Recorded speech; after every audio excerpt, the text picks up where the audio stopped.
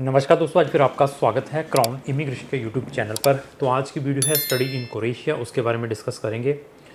तो क्रोएशिया की एक मेरी कंप्रहेंसिव वीडियो है, एक दो वीडियोस मैंने बनाई हुई हैं, उनका लिंक भी मैंने अपने डिस्क्रिप्शन बॉक्स में लगा दिया है। हमारे दो चैनल हैं, दोनों चैनलों के ऊपर हम डेली 2 वीडियोज़ अपलोड करते हैं। तो अगर आपने इन दोनों चैनल को सब्सक्राइब नहीं किया तो आप इमीडिएटली हमारे ये दोनों चैनल सब्सक्राइब कर लें, ताकि जो भी हम न्यू वीडियो अपने चैनल पर अपलोड करें उसके सबसे पहले आप तक आए। जिन बच्चों का हमने इस जो अक्टूबर इनटेक के लिए क्रोएशिया में अप्लाई किया है, तो हमारे पास कम से कम 7 या 8 बच्चों के नोस्ट्रिफिकेशन होकर डॉक्यूमेंट आ चुके हैं। तो फर्दर हमने उनके लिए प्रोग्राम्स भी सेलेक्ट कर लिए हैं जिस जिस यूनिवर्सिटीज़ में उन्होंने जाना है।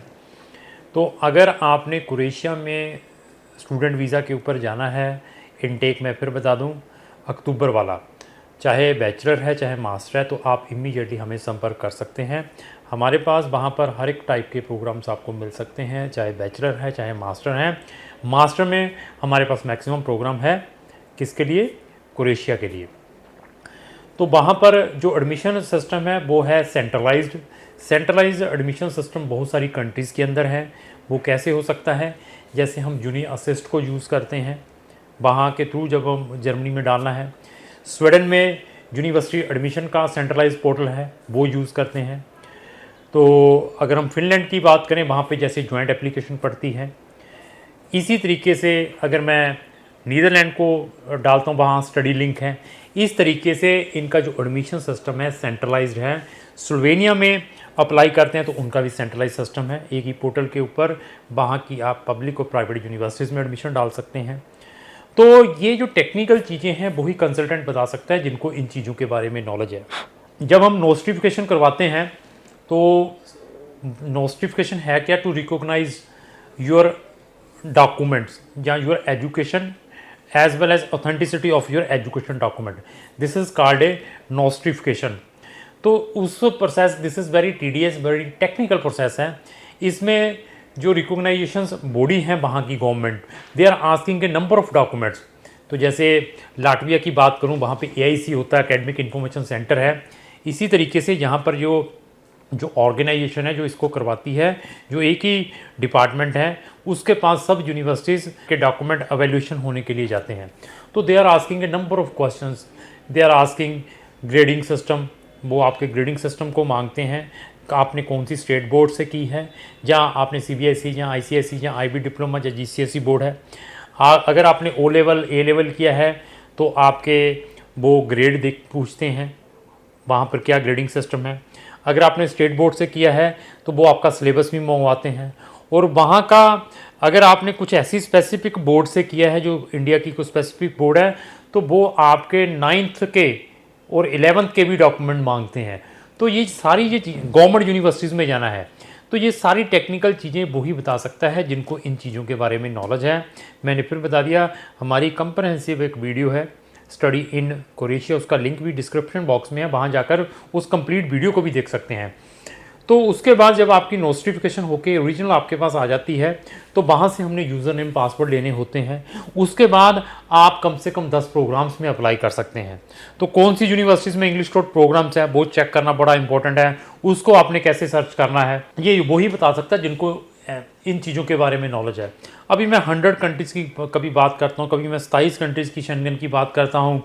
तो आपने ये देखा कि हमारी सिचुएशन क्या है जो हम इन कंट्रीज़ में अप्लाई करते हैं, और मेरे पास कितने के एम्प्लॉइज़ हो सकते हैं। और कल मेरा एम्प्लॉय कोई जॉब छोड़ के जाता है जिसको मैंने 4-5 कंट्रीज बताई हुई हैं, इतनी ट्रेनिंग दी हुई है, तो आप समझ सकते होंगे कि मेरी क्या सिचुएशन हो जाती होगी। हम सिर्फ यूके जैसी कंट्री, ऑस्ट्रेलिया, न्यूजीलैंड जैसी कंट्री या यूएस कनाडा जैसी कंट्री जो स्टीरियोटाइप काम है, हर एक एम्प्लॉय आपको मार्केट के अंदर मिल सकता है इन कंट्रीज़ को अप्लाई करने के लिए। लेकिन हमारे पास हमारा जो नॉलेज है, अगर मेरा एम्प्लॉय छोड़ के जाता है तो मुझे कितनी तकलीफ़ होती है। मुझे मालूम है कि मुझे इन कंट्रीज़ के लिए कहीं से एम्प्लॉय नहीं मिलेगा। जो मैं नया भी रखूँगा उसको पहले मैं इन कंट्रीज़ की ट्रेनिंग प्रोवाइड करूँगा। और ऑलवेज स्ट्रेस रहती है, फ़ोन कॉल्स आ रही हैं और नवी नवी यूनिवर्सिटीज़ का इन्फॉर्मेशन हमें लेनी पड़ती है, और ऐसी इन्फॉर्मेशन बनाकर 2-2 वीडियोज़ भी बनानी होती है, शॉर्ट वीडियोज़ भी बनानी होती है, वो भी आप तक शेयर करनी होती है। और ऑलवेज आकर मेहनत करते हैं, सुबह उठते हैं, पढ़ते हैं, स्क्रिप्ट भी लिखनी पड़ती है, समटाइम्स जब वीडियो बनानी है। जब तक मैं खुद सेटिस्फाई नहीं होता तब तक मैं वीडियो नहीं बनाता, और बहुत सारी डिफ़िकल्टीज फेस करनी पड़ती है। और आप एक छोटा सा कमेंट लिख देते हो नीचे, यार ये गप्पे ज़्यादा मारते हैं, कोई कई प्रेज़ भी करते हैं। अभी ये है कि 100 में से 100 तो नंबर मुझे कोई नहीं देता, और 5 फिगर्स आर नॉट इक्वल, और मैं 100 में से 100 क्लाइंट्स को सेटिस्फाई नहीं करवा सकता।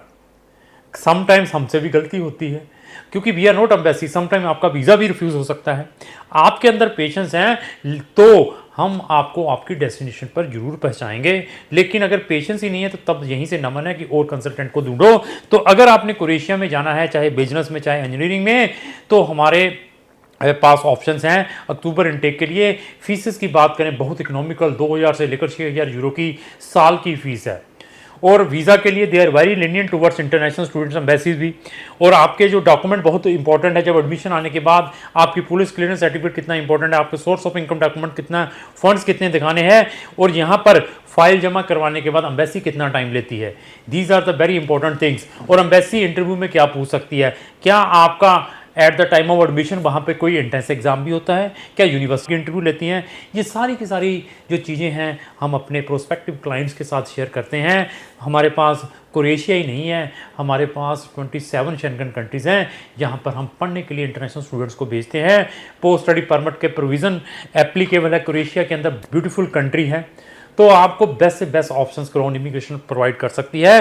तो अगर आपने अक्टूबर वाले इनटेक में जो बच्चे स्टिल सोच रहे हैं कि सर हमने इस साल को बेस नहीं करना, अक्टूबर इनटेक में शेंगन में जाना ही जाना, तो इमीडिएटली कॉन्टैक्ट कर लें। जिनके एडमिशन अनदर कंट्रीज से रिजेक्टेड हो चुके हैं, चाहे वो लाटविया, लथूनिया, या व्हाट्सएवर कंट्रीज से रिजेक्टेड हुए हैं, किसी भी कंसल्टेंट के थ्रू वो भी हमें अप्रोच करें, ताकि we can put their application in Croatia in time, so that आप ये इसी साल अपनी डेस्टिनेशन शेंगन में पहुँच पाएँ। तो लास्ट में मेरी यही रिक्वेस्ट है, अगर आपको जो मेरी वीडियो चली तो लाइक एंड शेयर करना होगा। Thank you.